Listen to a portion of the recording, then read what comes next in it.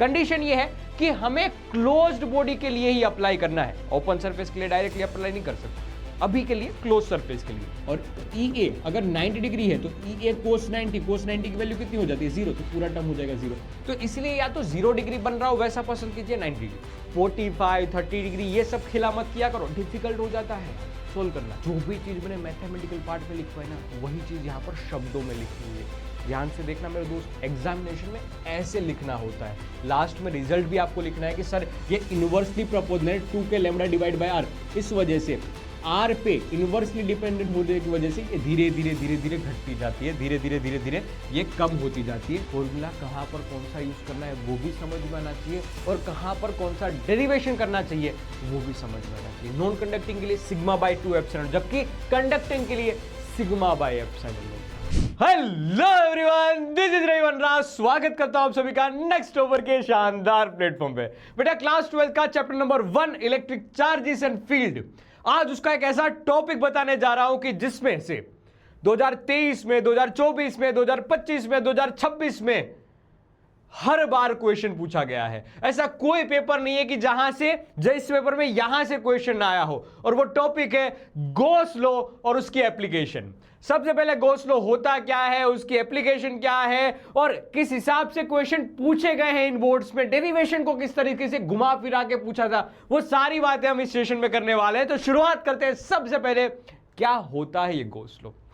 उससे भी इंपॉर्टेंट है कि कब इसका यूज किया जाएगा गॉस लॉ का। तो याद रखना, जहां कहीं भी इलेक्ट्रिक फ्लक्स की बात आएगी, ये Gauss law for magnetism, Gauss law for electrism, electrostatic है, याद रखना इस चीज को, इलेक्ट्रोस्टैटिक है। ऐसा मैग्नेटिज्म में भी आएगा, वो बात की बात है। अभी के लिए इलेक्ट्रोस्टैटिक के लिए पढ़ रहे हैं। 2024 में सिंपल क्वेश्चन पूछा गया था, 2 मार्क्स में पूछा गया था गॉस लॉ।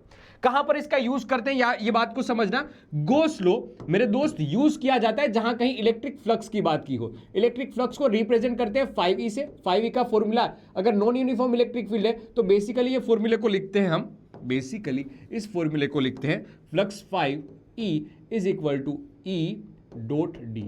हाँ, अगर इलेक्ट्रिक फील्ड कांस्टेंट है तो डीए का इंटीग्रेशन करके हमें ए मिल जाता है, तो E डॉट ए मिल जाता है। ठीक है, ये इलेक्ट्रिक फ्लक्स का फॉर्मूला आता है जहां का इलेक्ट्रिक फ्लक्स। अब भाई ये तो मैथमेटिकल फॉर्मूला हुआ ना, हमें थोड़ी सी फील दीजिए इलेक्ट्रिक फ्लक्स होता क्या है। अगर किसी बच्चे ने नहीं पढ़ा तो उनके लिए बता देता हूं। देखना, इलेक्ट्रिक फ्लक्स वो क्वांटिटी है कि जिसमें से पास होने वाली इलेक्ट्रिक फील्ड के बारे में हमें इंफॉर्मेशन मिलती है। जैसे कि हवा हर जगह पे है, लेकिन पर्टिकुलर एक खिड़की में से पास कितनी हवा हुई वो एयर फ्लक्स का नाम देंगे हम। वैसे ही इलेक्ट्रिक फील्ड हर जगह पे है, लेकिन इस पर्टिकुलर एरिया में से कितनी इलेक्ट्रिक फील्ड लाइन पास हुई उसकी इंफॉर्मेशन हमें इलेक्ट्रिक फ्लक्स देगा। ठीक है, अब ये हल्की फुल्की सी बात थी इलेक्ट्रिक फ्लक्स की। जहां कहीं इलेक्ट्रिक फ्लक्स की बात आएगी वहां पर आप इलेक्ट्रिक फ्लक्स को, ये गॉस लॉ को याद कर सकते हो। अब याद रखना, ये गॉस लॉ नहीं है, ये इलेक्ट्रिक फ्लक्स के बारे में बताया। अगर आपको और भी डिटेल में जानना है कि क्या होता है इलेक्ट्रिक फ्लक्स, तो मेरा ही वन शॉट आपको मिल जाएगा। आप लिखोगे मेरे नाम के साथ रविवन रा, इलेक्ट्रिक चार्जेस इन electric field class 12 one shot, तो आपको पूरा वन शॉट मिल जाएगा, वहां से आप पूरा देख सकते हो। लेकिन अभी के लिए हम वो हॉटेस्ट टॉपिक की बात कर रहे हैं जो हर साल पूछा जा रहा है। अब क्या है ये गॉस लॉ? देखो, ये इलेक्ट्रिक फ्लक्स फाइंड करने के लिए जो कॉम्प्लिकेटेड फॉर्मूला है ना, उसको सिंपलाइज करता है कि एक अच्छे सिंपल मेथड से मैं बता देता हूं, तुम्हें ये सब नहीं करना, ना ना ना, गॉस बाबा बताते हैं तुम्हें मेथड। लेकिन कंडीशन है, कंडीशन ये है कि हमें क्लोज्ड बॉडी के लिए ही अप्लाई करना है, ओपन सरफेस के लिए डायरेक्टली अप्लाई नहीं कर सकते। अभी के लिए क्लोज सरफेस के लिए, ठीक है, हमने माना ठीक है क्लोज तो क्लोज, उसके लिए तो काम बने। तो हमने क्लोज ऑब्जेक्ट को सोचा, ये रहा वो क्लोज ऑब्जेक्ट, ये रहा वो क्लोज सरफेस, ये क्लोज सरफेस कि जिसके अंदर चार्ज Q1 Q2 दिखाई दे रहा है और Q3 पास में दिखाई दे रहा है। तो इन्होंने बताया कि इस क्लोज्ड सरफेस के लिए flux 5E is equal to, flux 5E is equal to, ये सब करने की जरूरत नहीं है, भले ही तुमने लिख दिया E डॉट डी, ये इलेक्ट्रिक फ्लक्स लिखने का तरीका, लेकिन ऐसे ये सब करने की जरूरत नहीं है। डायरेक्ट बेटा, डायरेक्ट तुम कर सकते हो इसको यूज। कैसे? Q divide by epsilon not, यहां क्या लिखेंगे? Q divide by epsilon. अब Q कौन सा है? एनक्लोज्ड। एनक्लोज्ड क्या होता है? अंदर कितना चार्ज है वो लिखेंगे। क्या? अंदर कितना चार्ज है वो लिखेंगे। जैसे कि इस हमारे वाले एग्जांपल में अंदर कितना चार्ज दिखाई दे रहा है? हमारे वाले एग्जांपल में अंदर चार्ज दिखाई दे रहा है Q1 और Q2, तो Q1 plus Q2 with sign लिखना है इसको, डिवाइड बाय एप्सिलॉन नॉट। बस यही एप्सिलॉन नॉट क्या होता है? Permittivity of free space. याद लिख लेना, अगर लिखना है तो इसको लिख लेना, permittivity of free space, permittivity of free space. हालांकि इसके बारे में सब किसी को पता होगा, लेकिन फिर भी लिखवा देता हूँ। इलेक्ट्रिक फ्री स्पेस की इलेक्ट्रिक परमिटिविटी होती है। बढ़िया यार। अब भाई शब्दों में कैसे लिखेंगे, 2 मार्क्स में फॉर्मूला तो काम हो जाएगा, याद भी रह जाएगा कि inside charge divide by epsilon. अगर कोई मीडियम होगा तो डिवाइड बाय एप्सिलॉन m कर देंगे, लेकिन शब्दों में कैसे लिखेंगे? तो 2 स्टेटमेंट आपको याद रहना चाहिए। पहला स्टेटमेंट है कि जो टोटल इलेक्ट्रिक फ्लक्स होगा ना किसी भी क्लोज सरफेस के लिए, वो सिर्फ और सिर्फ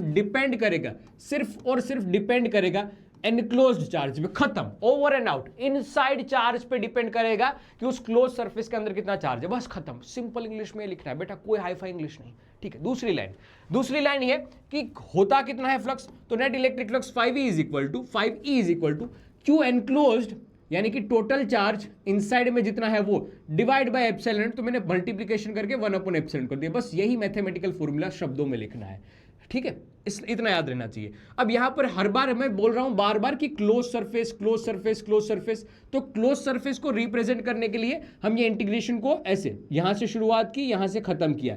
तो याद रखना, ये काले से सांप के लिए, हरे से सांप के ऊपर ऐसे पिंकी सा मिंडू कर दोगे तो ये क्लोज सरफेस को रिप्रेजेंट करता है। तो आपको ये चीज क्लियर कट हो जानी चाहिए कि क्लोज्ड और सरफेस के लिए इंटीग्रेशन की बात हो रही है। तो E dot dA is equal to electric flux, और इलेक्ट्रिक फ्लक्स को डायरेक्ट लिख सकते हो आप Q enclosed divide by epsilon. किसके लिए? क्लोज सरफेस के लिए, ठीक है। ये लो हुआ, ये क्या हुआ? गोस लो हुआ। प्रूफ की बात नहीं करते हैं दोस्त यहां पर, कभी चाहिए होगा तो बता देना कमेंट सेक्शन में, कोशिश करेंगे, बता देंगे। अब भाई इसका यूज क्या है? बोर्ड के पर्सपेक्टिव से समझाओ, ठीक है, फील आ जाएगी, लेकिन बोर्ड के पर्सपेक्टिव से बताओ, मार्क्स भी तो बटोर रहे हैं, कहां पे यूज किया। और फिजिक्स की सबसे बड़ी बात यही होती है कि कहां पर यह कंसेप्ट अप्लाई होगा वही पता नहीं चलता है। तो जब भी कंसेप्ट पढ़ रहे हो ना, तो उस टाइम पे याद करो या समझो कि कहां पर इसका यूज किया जा सकता है। तो मैं तुम्हें हिंट देता हूं, जैसे इलेक्ट्रिक फ्लक्स मैंने पहले बताया, तो सीधी सी बात है कि जहां कहीं भी इलेक्ट्रिक फ्लक्स निकालना होगा कोई क्लोज सरफेस के लिए, वहां पर इसका यूज किया जाएगा। तो ये एक एप्लीकेशन हो जाएगी, ठीक है। इसको एप्लीकेशन नंबर 2 बोलता हूं।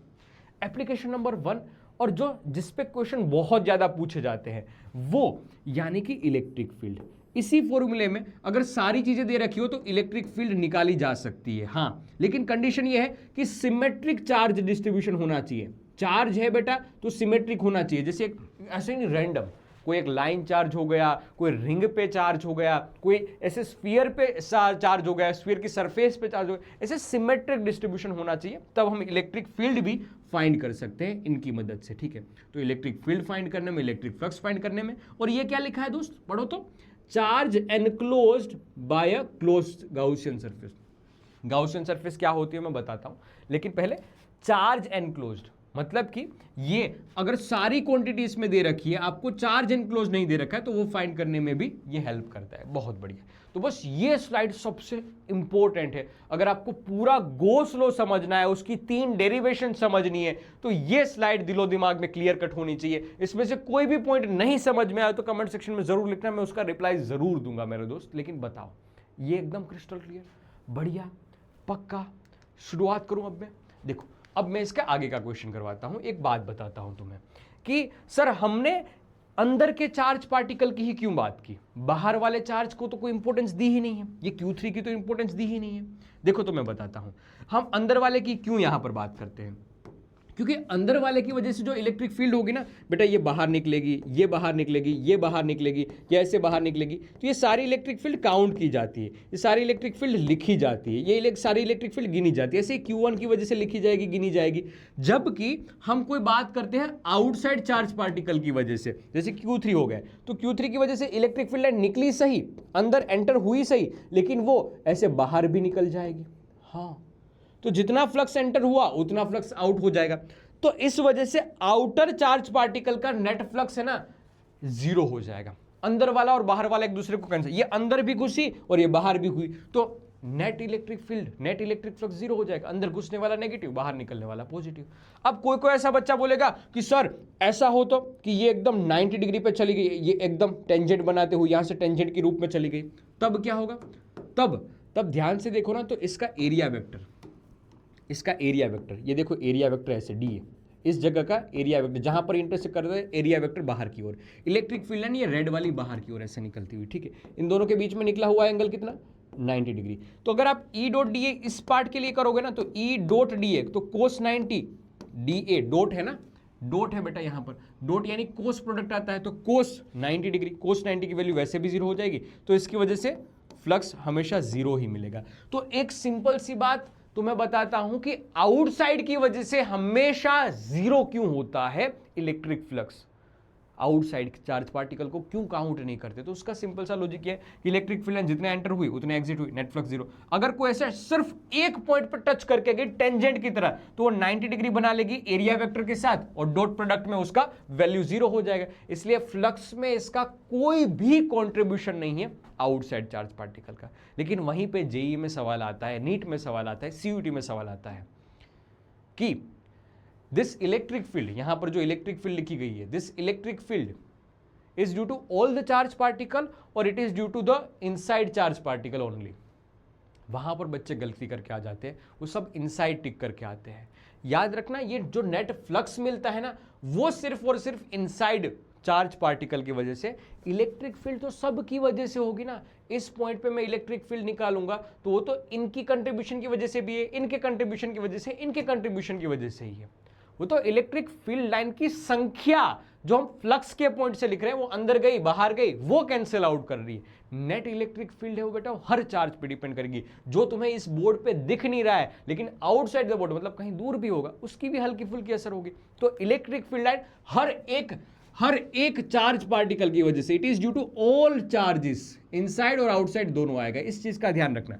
बाकी जो मैंने बात बताई है वही है कि टोटल फ्लक्स है बेटा, वो इनसाइड की वजह से काउंट किया जाएगा, आउटसाइड की वजह से क्या होगा कि चार्जेस फ्लक्स कैंसिल आउट कर देंगे। ओके सर, इस वजह से सिर्फ और सिर्फ इनसाइड का ही कॉन्ट्रीब्यूशन रहेगा। अब यहां तक की बात अगर एकदम क्रिस्टल क्लियर हो ना, तो मैं तुम्हें एक शानदार चीज बताता हूं। बता दूं क्या? बता दूं? किसी को बताना नहीं, ये अपने दोनों के बीच की बात रहेगी, तभी बताता हूं। अपने दोनों के बीच की बात रहेगी। बता दूं क्या तुम्हें? बता दूं? पक्का? श्योर? बता दूं? देखो देखो, ये एक गोला है, छोटा सा गोला। कोई पूछे इसमें फ्लक्स कितना? Sir Q divide by epsilon not. ठीक है, ये और एक गोला, बताओ फ्लक्स कितना? Q divide by epsilon not. ठीक है सर, गोले की साइज बढ़ गई, गोले की साइज बढ़ गई, लेकिन फिर भी फ्लक्स चेंज नहीं हुआ। हाँ, क्यों पता है? क्योंकि यहां से अगर चार्ज फील्ड लाइन निकल रही है तो इस चार्ज में से भी तो चार ही फील्ड लाइन निकल रही है। तो अगर चार्ज एनक्लोज्ड सेम है तो फर्क नहीं पड़ता है कि तुमने ये सरफेस बढ़ा दी है तो वहां पर फ्लक्स कितना होगा, सेम ही होगा बेटा, सेम ही होगा। चार तो चार ही। सेम बात, अगर चार्ज अंदर Q ही है तो शेप पे भी डिपेंड नहीं करता दोस्तों, वो भी Q is equal to 5 is equal to Q by epsilon not ही होगा। 5 is equal to Q by epsilon not होगा। क्यों? क्योंकि वहां से चार निकल रही थी, यहां से भी तो चार ही निकलेगी, यहां से भी तो चार ही फील्ड लाइन निकलेगी। तो ये फील्ड लाइन संख्या फ्लक्स को रिप्रेजेंट करता है, और वो फ्लक्स ये है, वो फ्लक्स ये सेम ही तो रहेगा। तो कोई भी क्लोज ऑब्जेक्ट हो, कोई भी क्लोज, मेरी बात याद रखना बेटा जी, क्या मामा शकुनी बता रहे हैं तुम्हें कि कोई भी फील्ड लाइन हो, फर्क नहीं पड़ता उसकी साइज पे, फर्क नहीं पड़ता उसकी शेप पे। क्लोज ऑब्जेक्ट है, क्लोज बॉडी है, क्लोज सरफेस है, हाँ, तो बस इनसाइड में चार्ज कितना है वही गिना जाएगा, क्योंकि टोटल इलेक्ट्रिक फील्ड लाइंस तो सेम ही रहेगी दोनों में, सेम ही रहेगी दोनों में। तो शेप पे और साइज पे ये फ्लक्स डिपेंड नहीं करता है। पक्का यहां तक की बात? ये पूरा पार्ट था गॉस लॉ का, लेकिन इन सब में एक इंपॉर्टेंट चीज छुपी हुई है, वो है गाउसियन सरफेस। आपने ध्यान से देखा हो तो ये पर्टिकुलर पॉइंट के लिए फाइंड करने में, इलेक्ट्रिक फील्ड फाइंड करने में यूज किया जाता है, फ्लक्स फाइंड करने में यूज किया जाता है। जैसे मैंने आपको बिना बताए, यहां पर गाउसियन सरफेस थी, वो स्फेरिकल ले ली, यहां पर एक क्यूब टाइप की ले ली, यहां पर सिलेंड्रिकल टाइप की ले ली, वो सारी है क्या? एक गाउसियन सरफेस है। तो गॉस के नाम से गाउसियन सरफेस है। तो ये गाउसियन सरफेस कैसी होती है और क्या होती है? तो एक्चुअल में गाउसियन सरफेस होती नहीं है, बस वो इमेजिनरी कंसेप्ट है कि हम जो फॉर्मूला सीख के आए हैं ना, हम जो ये फॉर्मूला सीख के आए हैं ना, अभी हमने सीखा वो कि flux 5 is equal to Q by epsilon not, ये अभी हमने सीखा। और दूसरा फ्लक्स का फॉर्मूला हुआ करता था flux 5 is equal to integration E dot D है, इंटीग्रेशन E डॉट डी है। ये फॉर्मूला हम सीख के आए थे, ये E डॉट डी है। इन दोनों का हमने मिक्स कर दिया, क्लोज ऑब्जेक्ट के लिए सर, इन दोनों का मिक्स कर दिया। ठीक है, इन दोनों को हम क्या कर रहे हैं? मिक्स कर दे रहे हैं। तो मेरे लाल, इन दोनों को जैसे इक्वल किया और हम जो एरिया फाइंड करेंगे, जो इलेक्ट्रिक फील्ड फाइंड करेंगे ना, वो एक सिमेट्रिक गाउसियन सरफेस के लिए यूज करेंगे। उसके कैरेक्टरिस्टिक्स है, गाउसियन सरफेस इमेजिनरी है, कोई भी शेप के लिए, किसी भी शेप की, किसी भी टाइप की ले सकते हो, बस क्लोज्ड होनी चाहिए, वो कंडीशन है। लेकिन हमें भाई कैलकुलेशन भी तो देखनी है, ऐसा ना हो कि मैथ्स बहुत गंदे लेवल पे चलेगी, तो फायदा क्या इस लो का? ये तो लो सब चीजों को सिंप्लीफाई करने के लिए आया था और कॉम्प्लिकेट और बना देगा। तो इसलिए जो गाउसियन सरफेस लिया जाता है ना, वो सिमेट्रिक लिया जाता है, जैसे कि एक अच्छी खासी सिमेट्री बैठ रही हो। जैसे कि देखो इसका एग्जांपल बता दो, ये चार्ज क्यू है, यहां से फील्ड लाइन ऐसे निकली, ऐसे निकली, ऐसे निकली, ऐसे निकली, ये फील्ड लाइन निकली, ठीक है। अब देखो मैं अगर हर एक साइड पे ये आर डिस्टेंस ले लूंगा, यहां पर आर डिस्टेंस ले लूंगा, यहां पर आर डिस्टेंस ले लूंगा, यहां पर आर डिस्टेंस ले लूंगा, तो ये हर एक साइड पे ना आर डिस्टेंस ले लूंगा, तो ये क्या बन जाएगी? एक गाउसियन सरफेस बन जाएगी। हाँ सिमेट्रिक है, हाँ सिमेट्रिक है, ये सिमेट्रिक है। अगर कोई ऐसा लाइन वायर ले लूं, ऐसे plus plus plus plus plus plus plus plus plus plus plus plus wire ले लूं, ठीक है, इसकी वजह से इलेक्ट्रिक फील्ड लाइन कैसी होगी? यहां पर ऐसी होगी, ऐसी होगी, ऐसी होगी, ऐसी होगी, यहां पर ऐसी होगी, ऐसी होगी, ऐसी होगी, ऐसी होगी, ठीक है। हमने क्या किया, इसके लिए गाउसियन सरफेस सोची कैसी हो सकती है। सर मैं अगर ऐसी सिलिंड्रिकल टाइप की लूं ना, यहां से भी डिस्टेंस आर, यहां से भी डिस्टेंस आर, और हर एक पॉइंट का डिस्टेंस आर, तो ये एक अच्छी खासी सिमेट्री बैठ जाएगी, एक अच्छी खासी सिमेट्री बैठ जाएगी। तो इसलिए हमेशा सिमेट्री देखनी चाहिए। किसी भी शेप की हो सकती है गाउसियन सरफेस, लेकिन देखनी क्या है? सिमेट्री देखनी है, ताकि इजी कैलकुलेशन कर सके। और ये सिमेट्री में खास खास पॉइंट क्या होने चाहिए? जैसे कि हर पॉइंट पे, यहां देखो, यहां देखो, यहां देखो, इन हर एक पॉइंट पे ना इलेक्ट्रिक फील्ड सेम होनी चाहिए। तब हम पूरी गाउसियन सरफेस के लिए इलेक्ट्रिक फील्ड को यूनिफॉर्म मान लेंगे। और जैसे इलेक्ट्रिक फील्ड यूनिफॉर्म होगी, तो हम ये ई डॉट डी ए वाला खेल है ना, उसको हटा के हम क्या कर लेंगे? ई ए कर लेंगे, ई डॉट ए कर लेंगे, ई डॉट ए कर लेंगे, ठीक है। क्योंकि इलेक्ट्रिक फील्ड यूनिफॉर्म हो जाएगी सेम हर पॉइंट के लिए, तो इलेक्ट्रिक फील्ड यूनिफॉर्म, तो एरिया डी ए की जगह पे इंटीग्रेशन करके ए लिख देंगे। बढ़िया। फिर तीसरा देखो, ये पॉइंट को भूल जाते ना, इसलिए डेरिवेशन रटना पड़ता है। डेरिवेशन इसीलिए रटना पड़ता है ताकि ये पॉइंट तुम्हारे दिमाग में क्लियर नहीं होते मेरे दोस्त। तो इस पॉइंट को अच्छे से समझो, हाँ, फिर डेरिवेशन करने में भी मजा आएगा।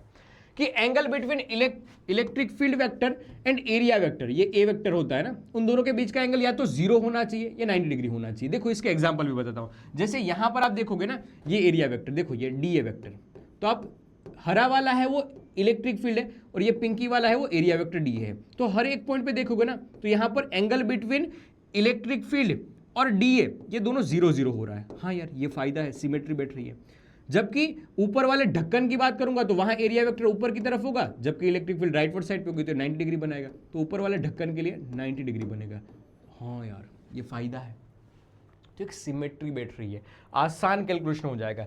अगर 0 है तो ई डी ए ऐसा लिखते हैं, हाँ ये ध्यान से देखना, ई ए कोस 0, कोस 0 1 हो जाएगा, क्योंकि डॉट प्रोडक्ट है ना, तो डॉट को सोल्व करते तो ई ए कोस 0, और सॉरी कोस 0 की वैल्यू होती है 1, तो ये हो जाएगा ई ए। और ई ए अगर 90 डिग्री है तो ई ए कोस 90, कोस 90 की वैल्यू कितनी हो जाती है? 0, तो पूरा टर्म हो जाएगा 0। तो इसलिए या तो 0 डिग्री बन रहा हो वैसा पसंद कीजिए, 90 डिग्री, 45 30 डिग्री ये सब खिला मत किया करो, डिफिकल्ट हो जाता है यार सोल्व करना, इसलिए समझा करो यार।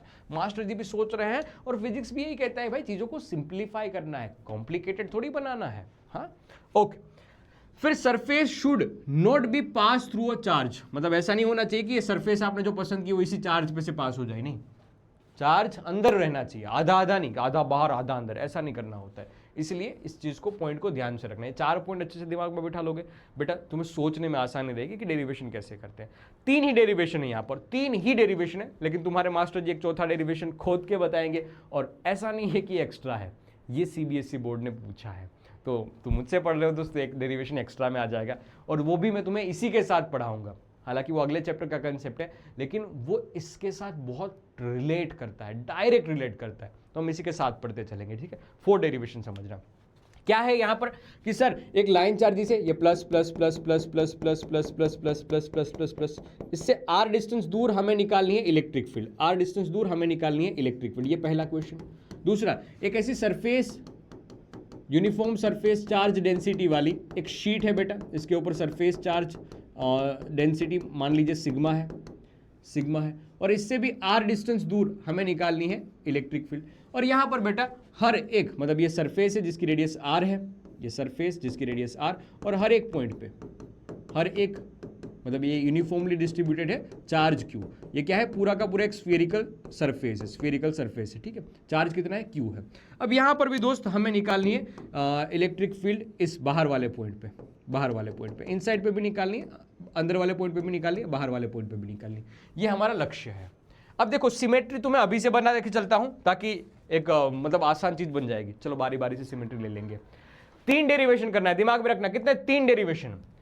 3 वायर है अपने पास जिसकी सरफेस चार्ज डेंसिटी एक लाइन पे है ना, ये इनफाइनाइट लेंथ का है और लाइन पे है, इसलिए हम इसकी सरफेस चार्ज डेंसिटी ना लिख के हम इसकी लीनियर चार्ज डेंसिटी लिखते हैं lambda. Lambda is equal to होता है Q by length. Surface charge density sigma is equal to होता है Q बाई एरिया। ये छोटी छोटी बातें होती है जो पता होती है, नहीं पता तो अब याद रख लेना। बढ़िया, हम ये 3 क्वेश्चन करने जा रहे हैं, हम 3 डेरिवेशन करने जा रहे हैं और लास्ट में ये बताऊंगा मैं कि ये बोर्ड्स में कैसे पूछे गए थे, कैसे घुमा फिरा के पूछा था, वो बात भी करूंगा। ध्यान से देखना, पहला डेरिवेशन हमारे सामने है, ये रहा इनफाइनाइट लाइन वायर के लिए। देखो आपको ध्यान गया हो तो मैंने यहां सिलिंड्रिकल शेप का एक ले लिया, पहले से गाउसियन सरफेस, पहले से गाउसियन सरफेस ले लिया सिलिंड्रिकल शेप का।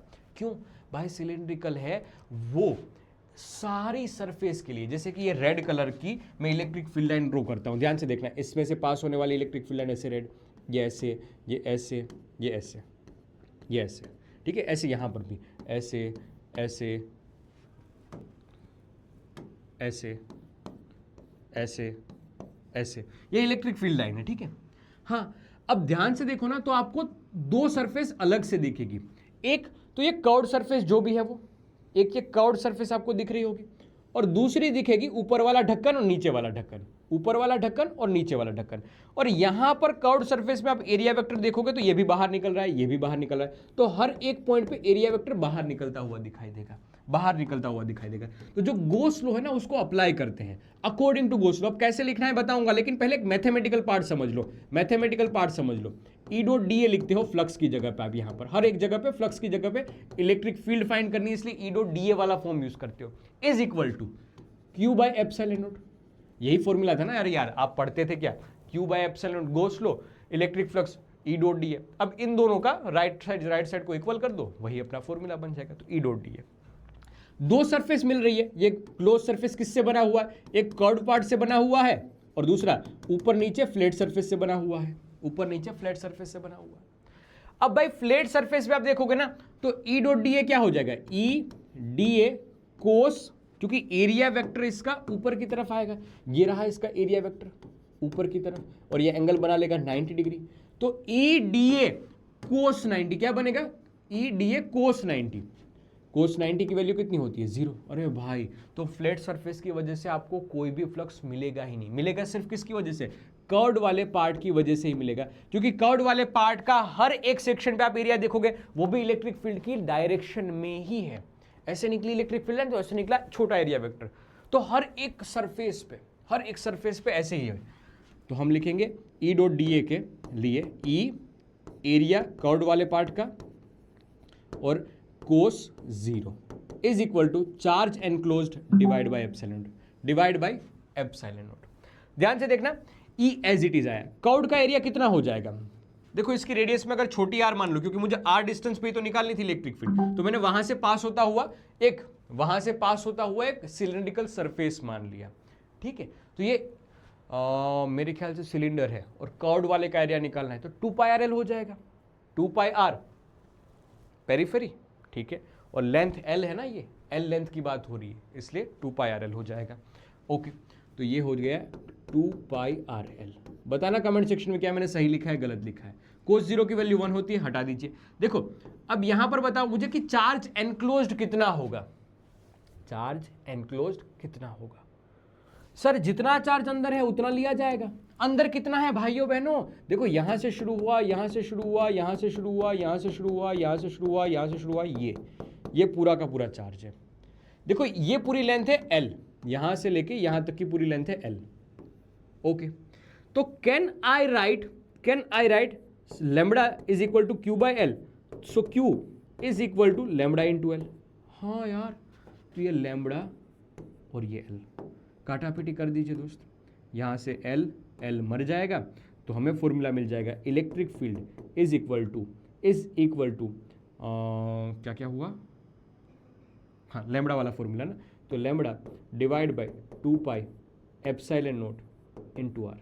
अब चाहो तो इसको 2 से मल्टीप्लाई कर लीजिए, तो 2 lambda divide by 4 pi epsilon naught into lambda, तो 1/4 पाई एप्सिलॉन नॉट को के भी बोलते हैं, तो 2k lambda divide by are, ऐसा भी फॉर्मूला बन सकते हो। अब लिखना कैसे है इसको, तो बहुत सिंपल तरीके से बताता हूं, देखना ध्यान से। पहले आपको समझना है, बताना है चीज की, consider a infinite line charge जिसके ऊपर लीनियर चार्ज डेंसिटी दी गई है लैम्बडा। क्या होता है, चार्ज पर लेंथ होता है, ये लिखना है अच्छे से। मार्क्स तब मिलते हैं जब अच्छे से शब्दों में चीज लिखी हुई होती है। सिर्फ न्यूमेरिकल का, ये सिर्फ यहाँ मैथमेटिकल एक्सप्रेशन लिख देने से नंबर नहीं आते मेरे दोस्त, ये लिखना जरूरी होता है। इसलिए ये चीज जो टॉपर लिखता है ना, उस हिसाब से लिख के लाया हूं, ध्यान से देखना। बढ़िया। अब हमें फाइंड करना है आर डिस्टेंस पे इलेक्ट्रिक फील्ड। ये आर डिस्टेंस पे इलेक्ट्रिक फील्ड फाइंड करनी थी, जिसके लिए हम सारी की सारी मशक्कत कर रहे थे। ओके, लिख दिया। फिर यहां पर सारी चीज लिखी है कि सही भाई एल लेंथ की गॉसियन सरफेस की बात हो रही है, और जिसकी रेडियस आर है, वो कोएक्सियल है। सिमेट्री की वजह से हम देख पा रहे हैं कि कर्व्ड सरफेस पे ही हमें इलेक्ट्रिक फ्लक्स मिलेगा, क्योंकि उसके वजह से ही हमें एरिया वेक्टर और इलेक्ट्रिक फील्ड के बीच का एंगल है वो 0 मिल रहा है। तो ई ए कोस 0 की वजह से हमें ई इंटू ए लिखेंगे, और एरिया 2πrl हो जाएगा। फ्लैट सरफेस की वजह से क्यों 0 हुआ वो बात यहां पर लिखी हुई है। एंड कैप की वजह से क्यों 0 हुआ, क्योंकि इलेक्ट्रिक फील्ड ऊपर की तरफ, सॉरी इलेक्ट्रिक फील्ड ऐसे तरफ, ये देखो इलेक्ट्रिक फील्ड यहां पर इस तरफ जाएगी और एरिया वेक्टर ऊपर की तरफ जाएगा। तो ये एंगल कितना बना लेगा, एंगल बना लेगा 90 डिग्री का। तो ई ए कोस 90 की वैल्यू हो जाएगी 0। इस वजह से देखो ध्यान से, ये जो भी चीज मैंने मैथमेटिकल पार्ट में लिखवाई ना, वही चीज यहां पर शब्दों में लिखी हुई है। ध्यान से देखना मेरे दोस्त, एग्जामिनेशन में ऐसे लिखना होता है। लास्ट में रिजल्ट भी आपको लिखना है कि सर ये inversely proportional 2k lambda divide by R, इस वजह से आर पे इनवर्सली डिपेंडेंट होने की वजह से ये धीरे धीरे धीरे धीरे घटती जाती है, धीरे धीरे धीरे धीरे ये कम होती जाती है। कुछ ऐसा ग्राफ अपने को आपको देखने को मिलता है। पक्का शोर शॉर्ट देखो ध्यान से, क्या इसको लिख पाओगे? कमेंट सेक्शन में बताओ मुझे, क्या ये अप्रोच अच्छी लग रही है? आ जाओ, अब दूसरा डेरिवेशन करते हैं। ये इनफाइनाइट लाइन वाला हो गया, ठीक है, इनफाइनाइट थिन लाइन वायर था, उसका डेरिवेशन देखा। अब ऐसी एक शीट है कि जिस शीट में सरफेस चार्ज ऐसे यूनिफॉर्मली डिस्ट्रीब्यूटेड है, और उसके लिए आपको निकालनी है या हमें निकालनी है electric field for at any distance, ठीक है। अब देखो यहां पर यूनिफॉर्मिटी लिखी है ना, हम ऐसे सिलेंड्रिकल एक हॉरिजॉन्टल सोचते हैं। आप इस सिलेंडर के बारे में सोचोगे ना, तो एक एरिया एक ऐसा कर्व्ड वाला एरिया दिखाई देगा, दूसरा एरिया ऐसे निकलता हुआ, तीसरा एरिया ऐसे निकलता हुआ। 3 सरफेस से बना हुआ ये क्लोज सरफेस है, ठीक है। ये तीनों के लिए हम बात करते हैं, देखना ध्यान से, हम वही बात करते हैं कि इसके लिए अप्लाई करते हैं गॉस लॉ। गॉस लॉ कहता है E dot D A is equal to Q enclosed divide by epsilon. अब जरा सोच समझ के मुझे बताइए कि कर्व्ड सरफेस के लिए क्या होगा। सर इलेक्ट्रिक फील्ड है ना, वो इस डायरेक्शन में होगी, ठीक है। जैसे यहां पर इलेक्ट्रिक फील्ड बाहर निकलती हुई, ये बाहर निकलती हुई, ये बाहर निकलती हुई, यहां पर भी इलेक्ट्रिक फील्ड बाहर निकलती हुई, ये बाहर निकलती हुई। और एरिया वेक्टर है ना दोस्त, वो इस सरफेस का ऐसे निकलेगा बाहर, इस सरफेस का ऐसे निकलेगा बाहर, लेकिन कर्व्ड वाले पार्ट के लिए ऊपर निकलेगा। ये रहा, ये रहा, ये कर्व्ड DA1 कर्व्ड वाले के लिए। तो आपको ये समझ में आ रहा होगा कि सर यहां पर 90 डिग्री बनेगा, इस वाले केस में कर्व्ड सरफेस के लिए 0 हो जाएगा EDA। हाँ जी, तो कोई कर्व्ड वाले के लिए बात करेगा ना, कर्व्ड सरफेस के लिए बात करेगा ना, तो EDA कोस 90 की वजह से पूरा टर्म हो जाएगा 0। सिर्फ बचेगा किसकी वजह से, सेकंड और थर्ड की वजह से, फ्लैट सरफेस की वजह से, एंड की वजह से हमें फ्लक्स मिलेगा। ये एंड पे हमें फ्लक्स मिलेगा, और इसको EDA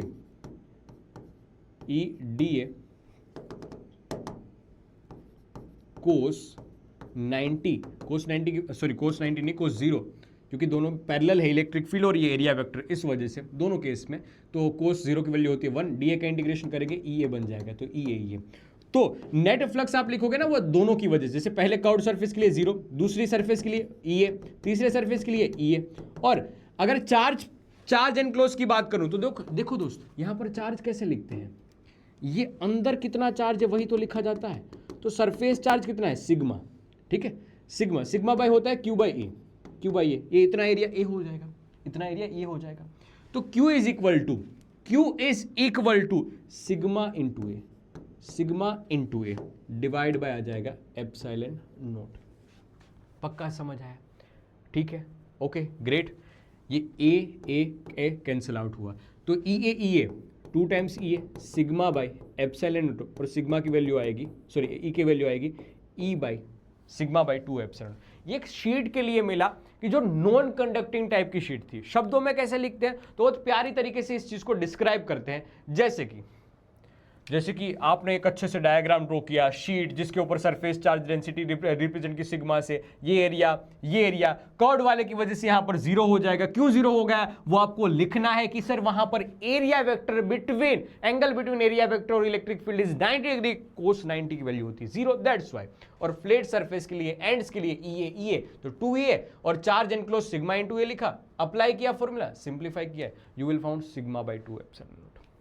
दैट्स इट। ये किसके लिए? नॉन कंडक्टिंग शीट के लिए। 99% केस में यही पूछा जाता है, लेकिन 1% चांस ऑल्सो देयर कि वहां पर एक कंडक्टिंग शीट के लिए पूछा जाता है। ये नॉन कंडक्टिंग थी मेरे दोस्त, नॉन कंडक्टिंग के लिए पूछा जा सकता है। और कंडक्टर की खास बात होती है कि उसके अंदर नेट इलेक्ट्रिक फील्ड होती है 0। कंडक्टर के अंदर नेट इलेक्ट्रिक फील्ड होती है 0। तो ये कोई ऐसी सरफेस आपको दे रखी है, ध्यान से देखना, ऐसी शीट दे रखी है, तो शीट के अंदर क्या है सर? ये चार्ज डिस्ट्रीब्यूटेड है, ये चार्ज डिस्ट्रीब्यूटेड है अच्छे से, ये चार्ज अच्छे से डिस्ट्रीब्यूटेड है। लेकिन इसके अंदर अगर हम ले रहे हैं कोई सरफेस, कोई गाउसियन सरफेस, तो एक सरफेस यहां पर, ये दूसरा सरफेस दूसरा एंड निकला बाहर पर। अब देखो सेम सिनारियो, सारी चीजें सेम। यहां पर इलेक्ट्रिक फील्ड है, ऐसे बाहर निकलेगी, एरिया वेक्टर भी ऐसे ही कुछ बाहर निकलेगा, यहां पर एरिया वेक्टर कुछ ऊपर की तरफ जाएगा, मतलब हर एक चीज सेम टू सेम है। बस दिक्कत क्या है पता है? इसका एरिया वेक्टर भी इसी तरफ में है, कोई दिक्कत नहीं है। मतलब परेशानी और चेंज कहां पर आया पता है? चेंज बस इस जगह पे आया है कि इनसाइड में कंडक्टिंग के लिए इलेक्ट्रिक फील्ड ही 0 होती है, इलेक्ट्रिक फील्ड ही 0 होती है, इनसाइड में इलेक्ट्रिक फील्ड ही 0 होती है। शीट है, देखो एक थोड़ी मोटी सी शीट, एक इसका एंड यहां पर है, ये एंड 1 और ये एंड 2, ठीक है, ये एंड 1। तो हमें ये समझ में आ रहा है कि अंदर इलेक्ट्रिक फील्ड ही 0 है, इलेक्ट्रिक फील्ड ही 0 है, आउटसाइड में हमें फील्ड मिल रही है। और कर्व्ड सरफेस के लिए तो पहले ही 90 डिग्री वाला केस बन रहा था। तो जैसे ही आप फॉर्मूला अप्लाई करते हो ना, ये भी पूछा गया था सीबीएसई ने 2024 में पूछा था, अभी क्वेश्चन दिखाता हूं, ई डॉट डी ए वाला फॉर्मूला अप्लाई करते हो ना, charge enclose divide by epsilon, तो कर्व्ड सरफेस के लिए तो पहले से ही cos 90 वाला एग्जांपल बता दिया कि सर ई डी ए cos 90 और cos 90 की वजह से पूरा का पूरा 0। फिर एंड 1 के लिए क्या होता है कि सर इलेक्ट्रिक फील्ड ही 0 है, इनसाइड में इलेक्ट्रिक फील्ड है ही नहीं दोस्त, तो पूरा का पूरा फ्लक्स 0 हो जाएगा इनसाइड वाले पार्ट की वजह से, इनसाइड वाली साइड की वजह से, ये फ्लक्स फर्स्ट वाले पार्ट की वजह से। तो बचेगा सिर्फ दूसरे पार्ट की वजह से, तो 0 प्लस ई ए और ये Q डिवाइड बाय एप्सिलॉन। और Q के लिए हमने लिखना सीखा था कि सर सिग्मा इंटू ए लिख सकते हैं इसको, पिछले वाले क्वेश्चन में देखा था। So we will found A cancel out हुआ और E is equal to sigma by epsilon naught. देखो ध्यान से, क्या समझ आया तुम्हें? क्या समझ आया? ये थी कंडक्टिंग शीट। ये क्वेश्चन पूछा है सीबीएसई ने, यहाँ पर धोखा खा जाते हैं लोग। फॉर्मूला कहाँ पर कौन सा यूज करना है वो भी समझ में आना चाहिए, और कहाँ पर कौन सा डेरिवेशन करना चाहिए वो भी समझ में आना चाहिए। नॉन कंडक्टिंग के लिए सिग्मा बाय 2 एप्सिलॉन, जबकि कंडक्टिंग के लिए सिग्मा बाय एप्सिलॉन नॉट था। पक्का? Crystal clear? दिमाग में बात बैठ रही है ना? श्योर? ओके, बढ़िया। अब देखो एक हमारे पास है ना, मैंने बताया था वैसे कि एक थिन शेल है, एक कंडक्टिंग शेल है कि जिसके ऊपर सिर्फ और सिर्फ चार्ज है वो सरफेस पे डिस्ट्रीब्यूट होता है। जैसे कि आर रेडियस का ये चार्ज स्फीयर है, आर रेडियस का ये चार्ज स्फीयर है, ध्यान से देखना, ये आर रेडियस का एक ऐसा चार्ज स्फीयर है कि जहां पर चार्ज कैसा होता है, सिर्फ और सिर्फ ये सरफेस पे होता है। यहाँ पर ऐसा सरफेस पे होता है, ये सिर्फ और सिर्फ चार्ज बेटा यहाँ सरफेस पे होता है, अंदर नहीं होता है, ठीक है, अंदर नहीं होता है, सिर्फ और सिर्फ सरफेस पे होता है चार्ज। अब ऐसे स्फीयर के लिए हमें इनसाइड और आउटसाइड दोनों पॉइंट के लिए इलेक्ट्रिक फील्ड निकालनी है। बहुत प्यारा डेरिवेशन है और बहुत बार पूछा जा सकता है, वैसा डेरिवेशन है, और इसका डायरेक्ट फॉर्मूला भी काम का है। तो अब इनसाइड और आउटसाइड के लिए दो सरफेस पसंद करते हैं। जैसे इनसाइड के लिए ये गाउसियन सरफेस पसंद की है, ये गाउसियन सरफेस पसंद की है, इसके लिए फॉर्मूला अप्लाई करता हूं, ठीक है, आर डिस्टेंस के लिए मैं फाइंड करता हूं इलेक्ट्रिक फील्ड, और आउटसाइड के लिए ये फॉर्मूला अप्लाई करता हूं, ये रहा, यहां पर गाउसियन सरफेस पसंद करूंगा और इसके लिए फॉर्मूला अप्लाई करूंगा। बढ़िया, देखो दोनों के लिए अप्लाई करते हैं। पहले इनसाइड के लिए सारी बात समझ लेते हैं। तो वही फॉर्मूला ई ए, इंटीग्रेशन करेंगे डीए का तो ए बन जाएगा। हाँ, कैसे हुआ एरिया वेक्टर का कमाल? डायरेक्टली डीए की बजाय मैं ए कैसे लिख सकता हूं बताता हूं तुम्हें। देखो ई डी ए, कोस वाला पार्ट नहीं लिखता हूं अभी, E D A is equal to charge enclose divide by epsilon. अब ध्यान से देखोगे ना तो इसमें एरिया वेक्टर ऐसे निकलता हुआ, ऐसे निकलता हुआ, सेम यहां पर भी एरिया वेक्टर ऐसे निकलता हुआ, ऐसे निकलता हुआ, ऐसे निकलता हुआ, ऐसे निकलता हुआ, यहां पर ऐसे निकलता हुआ, और सेम इलेक्ट्रिक फील्ड लाइन है ना, वो भी ऐसे बाहर निकलती हुई आएगी, वो भी ऐसे बाहर निकलती हुई आएगी, वो भी ऐसे बाहर निकलती हुई आएगी। तो आपको पता चलेगा कि थीटा बिटवीन इलेक्ट्रिक फील्ड और एरिया वेक्टर दोनों 0 0 ही मिलेंगे। हाँ, ऐसे बाहर निकलता हुआ, ये एरिया वेक्टर भी बाहर निकलता हुआ, इलेक्ट्रिक फील्ड भी बाहर निकलता हुआ, इलेक्ट्रिक फील्ड भी बाहर निकलता हुआ, ये एरिया वेक्टर और ये इलेक्ट्रिक फील्ड, ठीक है, ये भी ऐसे बाहर निकलता हुआ। अब बात ये है मेरे दोस्त कि इनसाइड वाले पे तो इलेक्ट्रिक फील्ड होगी ही नहीं कुछ। क्यों भाई? अंदर चार्ज ही कहां है? इसके अंदर कोई चार्ज है क्या? नहीं, सारा चार्ज कहां पर है? सरफेस पे है। इसी वजह से इनसाइड के लिए कुछ भी इलेक्ट्रिक फील्ड नहीं मिलेंगे। क्यों? क्योंकि इनसाइड में चार्ज ही नहीं है बेटा। गाउसियन सरफेस के लिए अप्लाई होता है और गाउसियन सरफेस के अंदर कोई चार्ज है ही नहीं। ये रही गाउसियन सरफेस, ये रही इसकी गाउसियन सरफेस, ये अंदर वाली गाउसियन सरफेस जो ब्लैक कलर से ड्रॉ की है, और यहां पर ये बाहर वाली गाउसियन सरफेस है। तो अंदर तो कोई चार्ज है ही नहीं, तो इलेक्ट्रिक फील्ड इस वजह से डायरेक्टली लिख देंगे ई इनसाइड 0, ई इनसाइड हो जाएगी 0 मेरे लाल। पक्का, क्रिस्टल क्लियर, बढ़िया। अब आउटसाइड के लिए खेल है। आउटसाइड के लिए खेल ये है कि जो गाउसियन सरफेस पसंद किए ना, वहां पर एरिया वेक्टर ऐसे रेडियली आउटवर्ड डायरेक्शन में और इलेक्ट्रिक फील्ड भी रेडियली आउटवर्ड डायरेक्शन में। ये हमारे लिए विन विन वाली कंडीशन है, क्योंकि दोनों अगर सेम डायरेक्शन में तो थीटा इज इक्वल टू 0 और थीटा इज इक्वल टू 0, तो वही तो चाहिए था हमें। अरे वही तो चाहिए था। ये ई डी ए कोस 0 लिखेंगे, कोस 0 की वैल्यू 1 होती है, दोनों पैरेलल है इस वजह से, और ये Q divide by epsilon not, ठीक है। अब देखो डीए का इंटीग्रेशन करोगे आपको पूरा का पूरा एरिया मिल जाएगा। सोचो इस गाउसियन सरफेस का एरिया कितना होगा? इसकी रेडियस कितनी है सर? आर डिस्टेंस पे निकालनी थी इलेक्ट्रिक फील्ड, तो ये आर है मान लीजिए, ठीक है, आर है, ये छोटा आर यहां पर भी रिप्रेजेंट किया, आर है। तो सर इसका एरिया हो जाएगा 4 पाई आर स्क्वायर। स्फीयर है बेटा, स्फीयरिकल सरफेस का एरिया 4 पाई आर स्क्वायर होता है, याद रखना।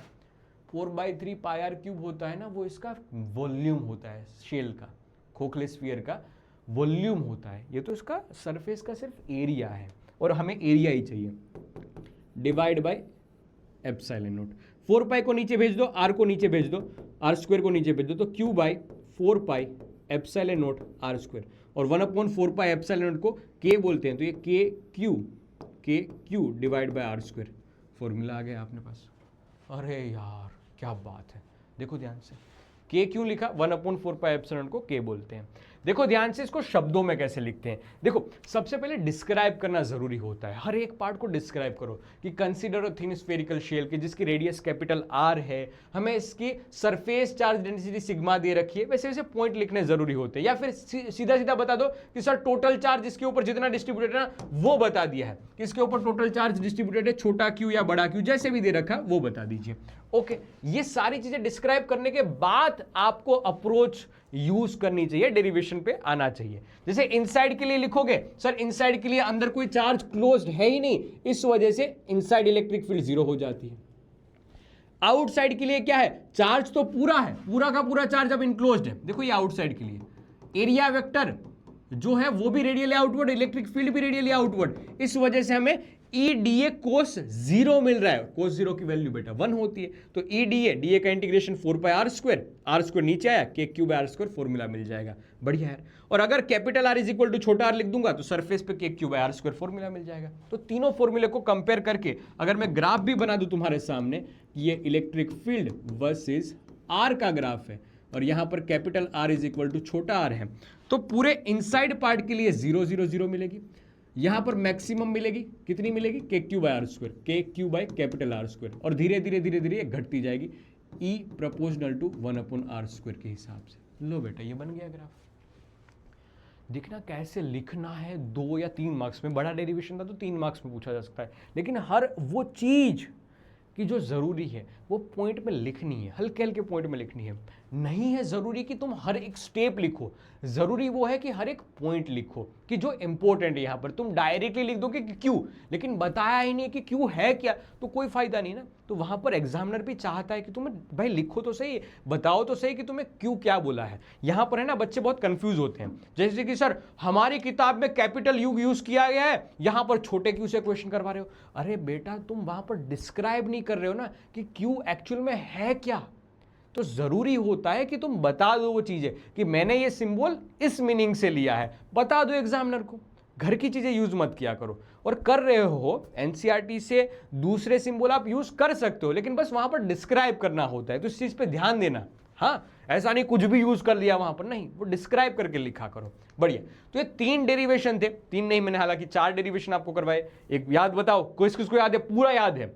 अगर आज के सेशन के बाद, इस सेशन के बाद एक बार इस पीडीएफ को देखने के बाद आप ये डेरिवेशन कर पा रहे हो कि नहीं कर पा रहे हो, तो ये वसूल है, ठीक है, तब ये देखना वर्थ इट है। अब सुनो, इस क्वेश्चन को पूछे कैसे गए हैं, इस डेरिवेशन को पूछा कैसे गया है।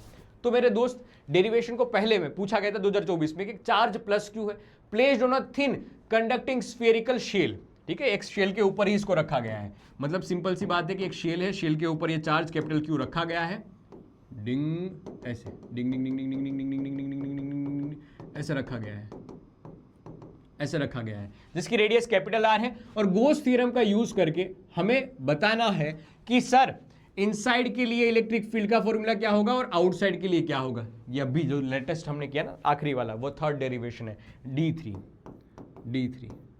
बाकी 2 डेरिवेशन इस हिसाब से पूछे गए थे। अब मैं आपके ऊपर छोड़ रहा हूं, ये 2 डेरिवेशन थे, वो कौन से नंबर के डेरिवेशन है? Derivation number 1, derivation number 2, derivation number 2 का 2 वाला पार्ट, जो कंडक्टिंग वाला शीट था ना, वो वाला पार्ट, वो तुम्हें आइडेंटिफाई करना है और कमेंट सेक्शन में मुझे बताना है कि हाँ ये इस वाला डेरिवेशन था, वो ये वाला डेरिवेशन था, ठीक है। ये पहला वाला मैंने आपको आइडेंटिफाई करके बता दिया कि डेरिवेशन नंबर 2 था। दूसरे और तीसरे क्वेश्चन के लिए मुझे आंसर देना है कि कौन से वाले डेरिवेशन अप्लाई होंगे। बढ़िया। तो यही था गॉस लॉ और उसकी एप्लीकेशन।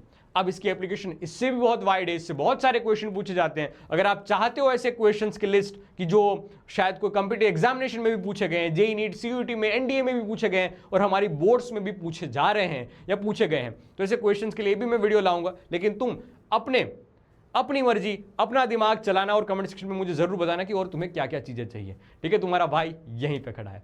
तो इसी के साथ हम आज के सेशन का करते हैं स्वाहा। मिलेंगे अगली बार नई बातों के साथ, तब तक के लिए बेटा tata bye bye, love you all.